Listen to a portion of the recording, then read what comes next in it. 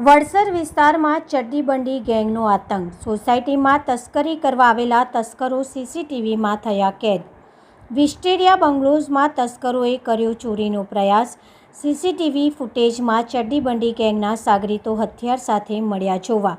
તસ્કરો સક્રિય થતાં રહીશોમાં ભયનો માહોલ જોવા મળ્યો. સીસીટીવી ફૂટેજના આધારે તસ્કરોનું પગેરું મેળવવાના પ્રયાસો હાથ ધરાયા. રહીશો દ્વારા રાત્રિના સમયે પોલીસ પેટ્રોલિંગ વધારવા માટે ઉગ્ર માંગ કરવામાં આવી છે.